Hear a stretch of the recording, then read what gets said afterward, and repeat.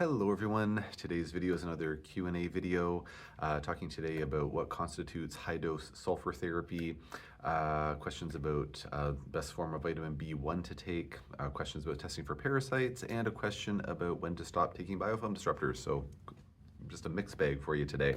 As per usual, nothing I'm saying should be construed as medical advice. This is for informational purposes only. If you need medical advice, please talk to your healthcare provider to get that advice.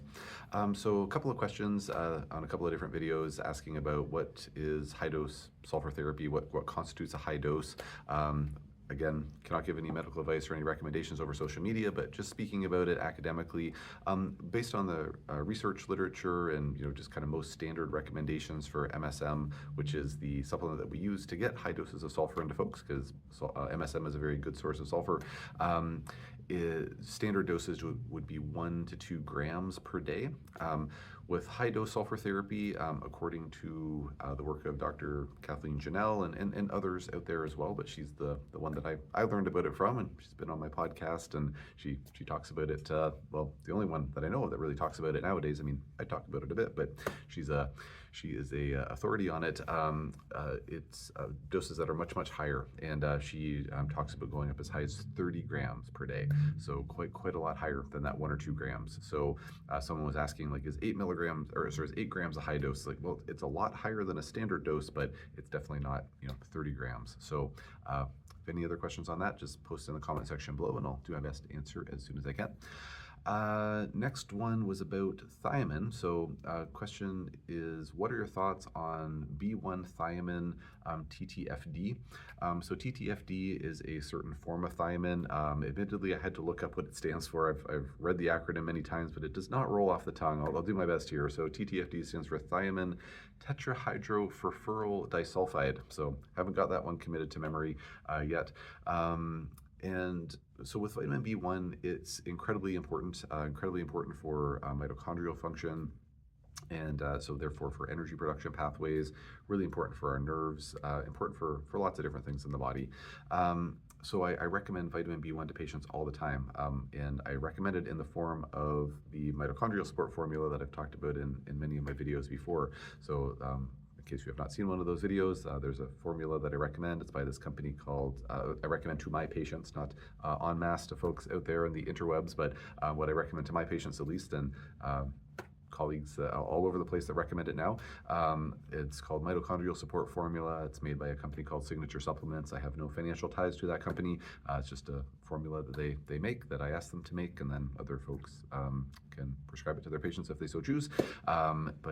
Anyways, it has a robust dose of benfetiamine in there. So benfetiamine is the fat-soluble form of vitamin B1, also very bioavailable to my understanding, and seems to work a lot better than just thiamine by itself. But there is a robust dose of vitamin B1 in there, and I do wonder if I do wonder if a significant proportion of patients that go on mitochondrial support formula are benefiting in significant part because of that vitamin B1 that's in there. There's a doctor from the UK, her name is Chandler Mars. She's, I think, been on a different podcast, but I heard her speak on the Better Health Guy podcast, which is one of my, well, hands down, my favorite medical related podcast. He interviews all the best doctors around. He's awesome. Anyways, he interviewed her some time ago, and so she co-authored a book all about thiamine.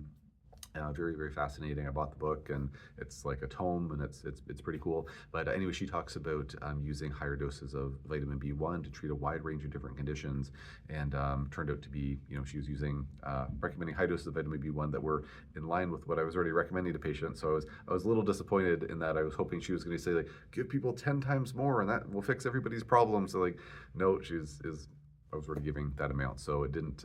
It added to my knowledge base of all the things related to that vitamin B1 can potentially help with, but didn't change my protocol in a meaningful way. But anyways, very good podcast to listen to if you're interested in this type of thing. And she does have a really great book, but it's very heavy and nerdy and really more written for clinicians, not the lay public. But could buy it on. Buy it if you so choose. So anyways, vitamin B1, very important. If there's any more specific questions on that topic, feel free to ask, and I'll do my best to answer those. The next question is, do you have a video on the most accurate testing for parasites?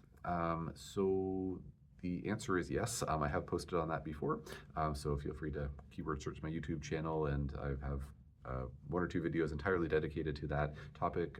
Just to quickly reiterate here, though, because just can't say it enough times, unfortunately, testing for parasites, to my knowledge, is highly inaccurate for the most part. The stool tests that are done, even when it's a multiple day stool collection, doing culture and PCR, the sensitivity is not very good, so it's very easy to miss those parasites. So like I've had patients who are passing, like just full macroscopic worms, and they, like, yeah, I sent a stool sample, and my doctor ran one and they said I had no parasites, and like, here's the picture of like what I just passed. It's like, okay, like obviously it's not perfect testing. So what I typically recommend for my patients is if we suspect parasites, then we'll usually do a therapeutic trial. We'll put them on things like Mimosa pudica, which I think is a very, very, in my experience, a very, very helpful adjunct to an anti-parasite protocol, and then put them on some type of anti-parasitic. If they can get pharmaceutical antiparasitics, that's great, but very hard to access those, at least in my neck of the world. So we usually use herbal antiparasitics, things like wormwood and black walnut, and clove, pau d'arco, pomegranate, rind and seed extract, not the delicious fruit inside the pomegranate, but the rind and the seed, delicious, but very antiparasitic, and sometimes other formulas, and grapefruit seed extract being another one. So we use some combination of those herbs with mimosa, and that's been a successful antiparasite protocol for many of my patients over the years. And then we treat for, like, depending on the case, the parameter is sometimes 1 to 3 months as a trial, and then if we don't see any change within that time, then we assume that there's probably no parasites afoot. But it's not a perfect method, but it's the testing is just not very reliable, unfortunately. We still do the testing with some patients, but we always have that conversation first about some of the testing limitations, and some folks opt to do the testing anyways, and some folks don't, and we just go with it on a case-by-case basis. The last question is, any chance you could include a video about when to stop biofilm disruptors? Absolutely. Here we go. So with biofilm disruptors, it is very case by case as well. No straight answer or straightforward answer on that one. Generally speaking, with biofilm disruptors, I bring them in after we've already got antimicrobials in place. So whether we're treating for Lyme, we're treating for co-infections, we're treating for mold, we're treating for SIBO, yeast overgrowth, whatever it happens to be, we get the antimicrobials in place first, and we see what kind of effects we see, what kind of results we get. And if the patient improves all the way, then we don't usually worry about biofilm disruptors.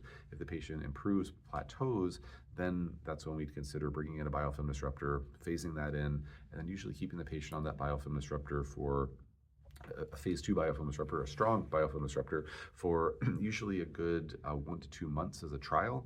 If we see additional movement, so the patient's improving further, but they're still not 100%, then we keep them on the biofilm disruptor for longer while they continue their antimicrobials, because in my opinion, it's important to be working with something to kill off any of the critters that come out of hiding when the biofilm is broken down. So we'll keep them on the biofilm disruptor as long as they continue to improve, but if they, once they're all better, then we phase off the biofilm disruptor, usually about I usually like to give things a good month. So if they're, hit the point where they're like, I'm asymptomatic, great, stay on your protocol for another month. Then we stop the biofilm disruptor, then we taper down the antimicrobial herbs, and as long as there's no relapse, then hopefully case closed. If they are improving on the biofilm disruptor, we keep them on it. If they hit a plateau, if they're still not 100% better, then we'll usually, after a month, then again, do the same thing, take them off the biofilm disruptor, and then from there, it depends, but oftentimes taper down the herbs or taper them off the herbs.